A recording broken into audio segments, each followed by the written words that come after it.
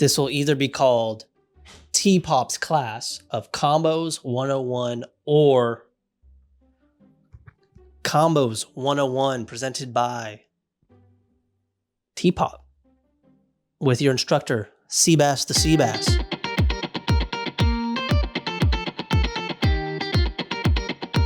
We are going to explain Basalt Monolith and all the combos. Not even all of them, because there's too many to go over in one session. There's a million different ways to break this card, but we're going to go over the most common ways to play Basalt Monolith, abuse it. Mostly in brackets 4 and 5, but there's a little bit in here for everyone. Some convoluted 4 or 5 card combos for those lower brackets if you want to use it there. But what does Basalt Monolith even do? Let's go read it off for you guys. Basalt Monolith. It's a 3-mana artifact. And it says it does not untap during your untap step, but you can tap it for 3 mana. And for 3 mana, you can untap Basalt Monolith. AKA, for 3 mana, you get an artifact that taps for 3 mana. You could use that 3 mana to untap it, or leave it tapped, use that 3 mana this turn. Next turn, spend 3 mana of anything to untap it, and then you get 3 more mana. So it's kind of useless on its own. This is why you have to break it. There are a million ways to do that, but the most common ways at bracket 4 and 5 to profit from Basalt Monolith are to reduce the activated ability to untap it, or make it produce mana, extra mana, with the tap add 3 mana. If you can make it add an extra green or add an extra colorless, you can get a bunch of mana. So on and so forth. We're going to go over some of those ways. Typically, the end result being infinite colorless mana. With infinite colorless mana, there's plenty of outlets, which will be down the road. That's later in the lesson. Some common ways to produce extra mana are with Forsaken Monument.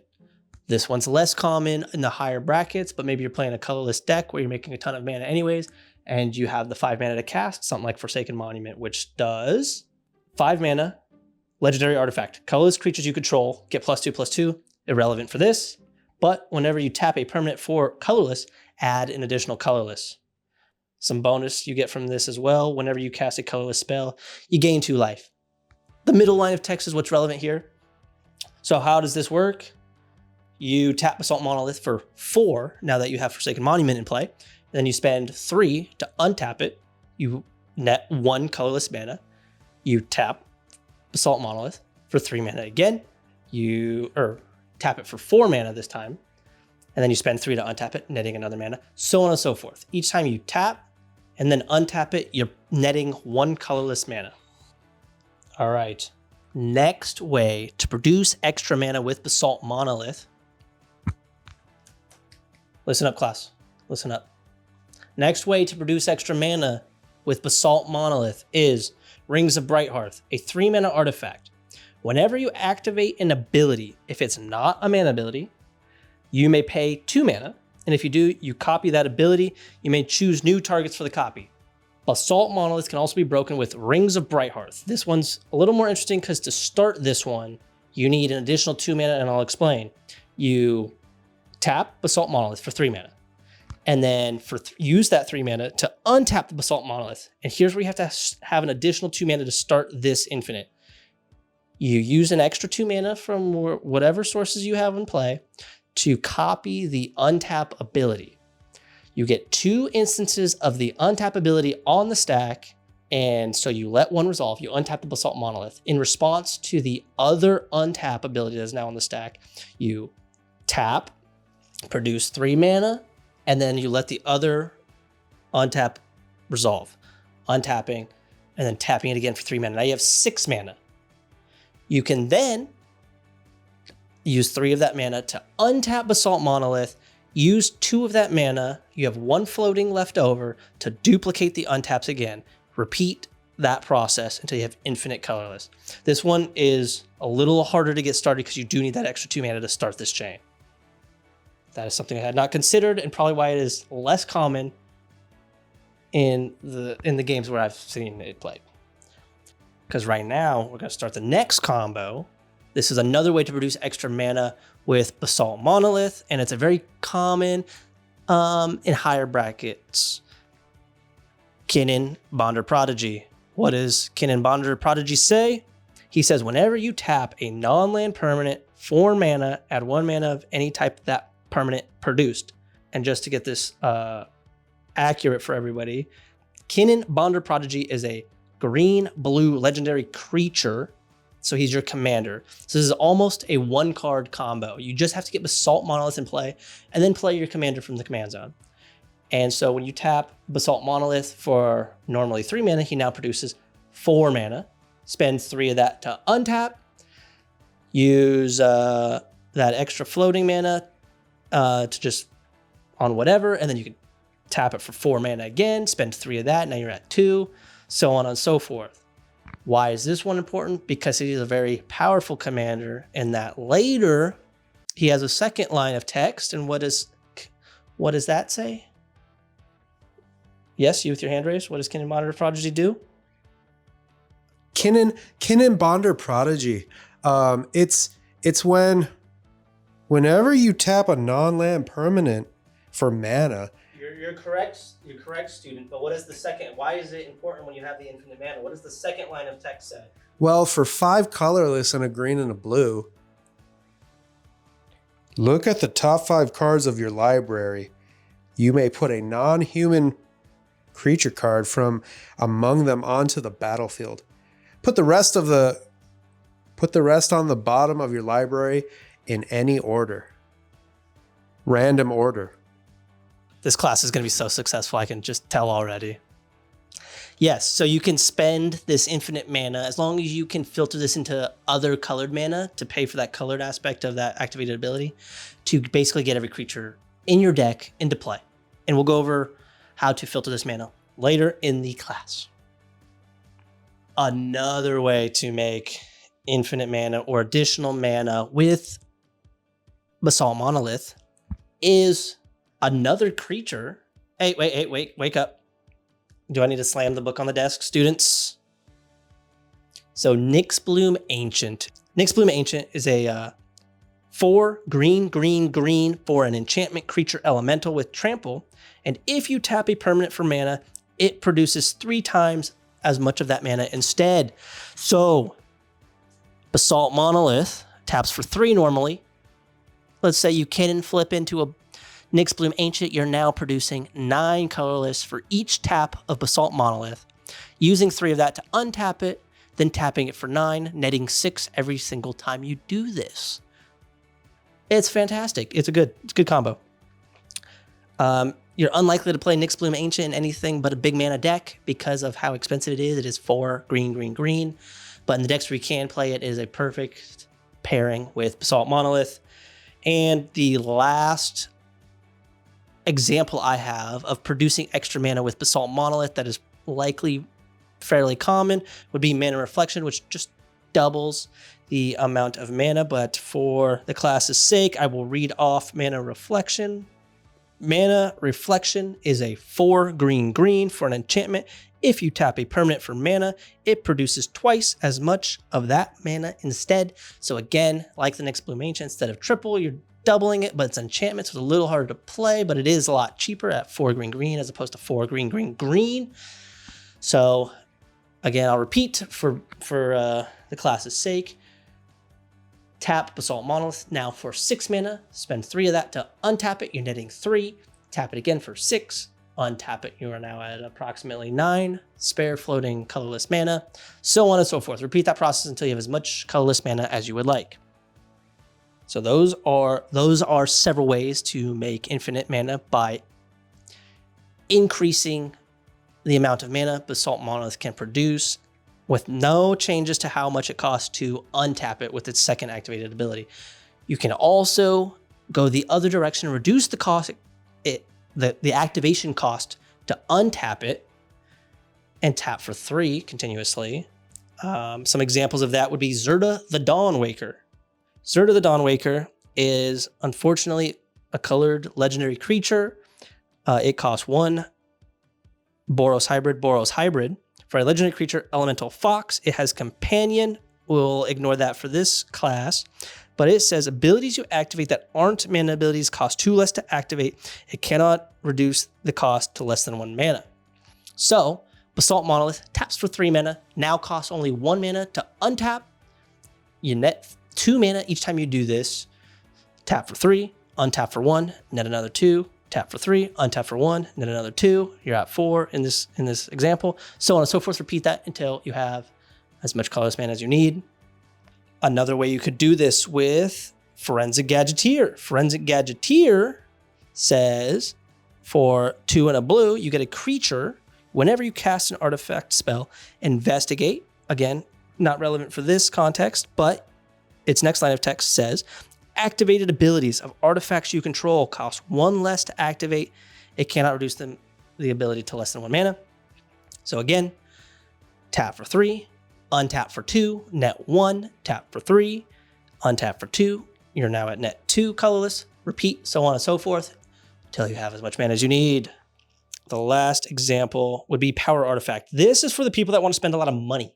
If you want to spend a lot of money on a single magic card, you can go buy a Power Artifact, which says for blue, enchant artifact. So it's an aura, it enchants an artifact, and the activated cost of target artifact is reduced by 2. If it reduces it by less than 1, it can't be less than 1. It's an old card with old phrased text on the card. So the Oracle text is typical to the newer phrasing. You cannot reduce it to less than 1. So like the first example, Zerda, it's going to reduce it down to 1. So tap for 3, untap for 1, you've net 2, tap for 3, untap for 1, you've net 4, so on and so forth. Repeat, easy peasy. What do we do with this mana? Why do you need so much colorless mana? The most powerful thing you could probably do with it is combine this with Thrasios, which has an activated ability of 4 colorless mana, draw a card. Very good effect. So you make a bunch of colorless mana, spend a lot of colorless mana, draw as many cards as you would like. Walking Ballista, another combo. You can make infinite colorless, spend that colorless to cast the Walking Ballista with a bunch of +1/+1 counters on it.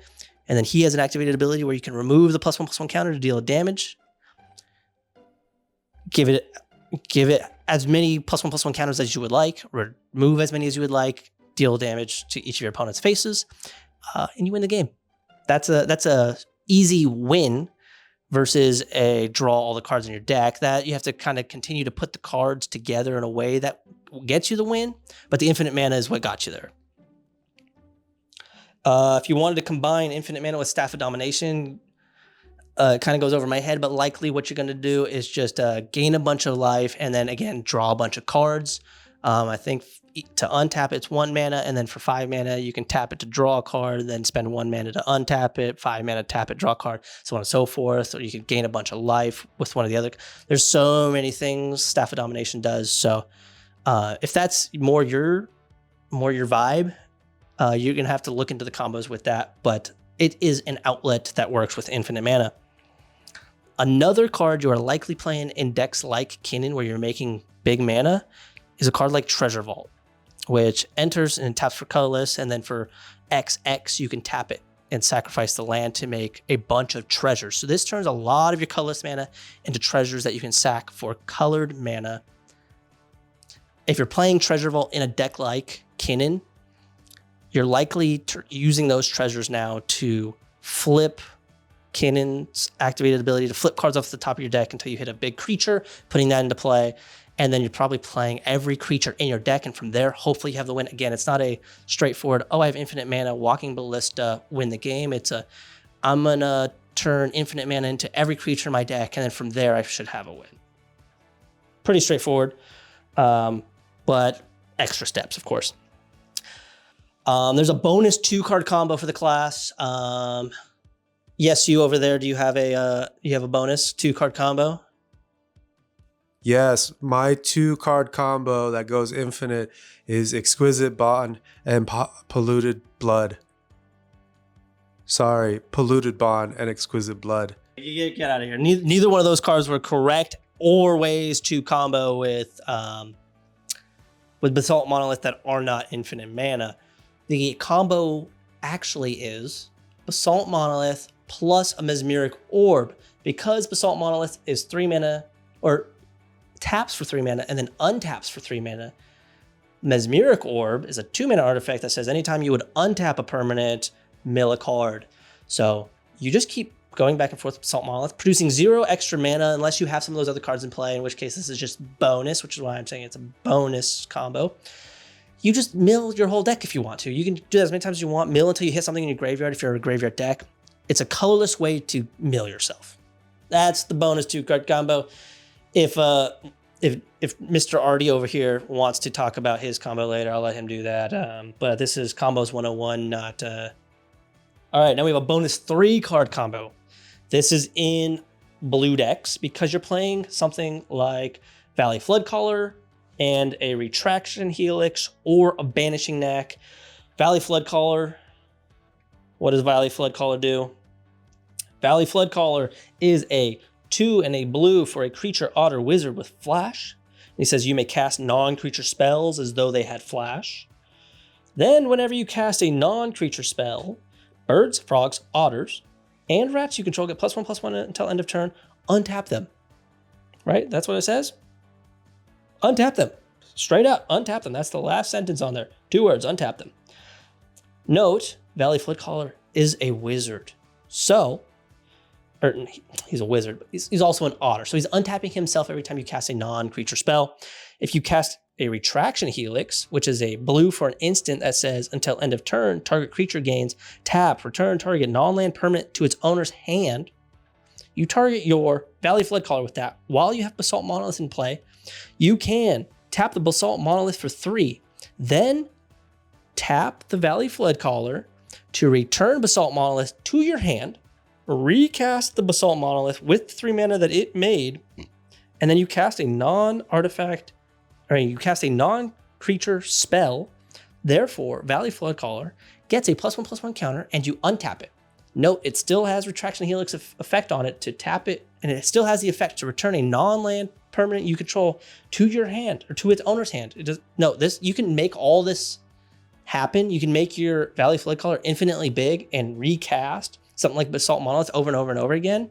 If you have a way to allow the Basalt Monolith to make extra mana, you can do the infinite mana, then tap it, bounce it back to your hand over and over again with Valley Floodcaller, and then start switching the targets of Retraction Helix to other things to bounce those to your opponent's hands. There's a bunch of different ways to make this beneficial. In conclusion, there are a million other ways to break this card right here. The Basalt Monolith, I explained many ways to produce a bunch of colorless mana, ways to make it into colored mana, outlets on how to spend the colorless, likely ways to spend the colored mana once it is transformed from colorless into colored mana, or treasures that you can then tap and sacrifice. If you can turn Basalt Monolith into a creature or into a land, there's even more ways. That would go beyond this class. That would probably be a 102 class. We could talk about specifically this card. But I think that's my presentation for today. And let's hand it off to the next student in the class for his presentation. John the Artificer here with a combo that no one's ever seen. I just came up with this the other day. I was like, oh my gosh, I can't believe no one's ever seen this. Exquisite Blood plus Sanguine Bond. Exquisite Blood says whenever an opponent loses that much life, you gain that much life. And I was thinking, oh, there has to be something that we can do to like just combo off of that. And I saw Sanguine Bond, where whenever you gain life, opponents lose that much life. And because they're happening simultaneously, it's an infinite combo. All you got to do is either ping your opponent for damage, or you just got to gain life. And those are very easy to come by. And so I think you guys should try it. Put it in one of your decks. It's a mono. It's just black, so you can just put it in any type of deck, like a Rakdos deck, red black for those that don't know that. You can put it in all your bracket 5s. Like all your bracket 5 should be running this. This is a thing that I don't know why we're not seeing more of this. You guys should get on it. Anyways, thanks for listening to my combo of the day. That's all we had for today. That's a good combo, John. Good combo. Subscribe, especially if you want to hear more combos from John. He's really good at these. He's good at segues and he's good at combos. Subscribe, follow us on Instagram. Go watch that other video we did. Go watch our RCW video. That one's probably not out yet. Or if it is, it just came out right before this. Go watch our personalities of MTG. If you didn't know what they were, they're a thing that's been around for a long time, and we go into it. We explain what the Vorsos are. We explain the Timmies. We explain the Johnnies. Go watch that video if you need to know about those. And yeah, we're excited for more content. Let us know what combos we missed with Basalt Monolith, what combos we missed with Sanguine Bond, what combos should we talk about next?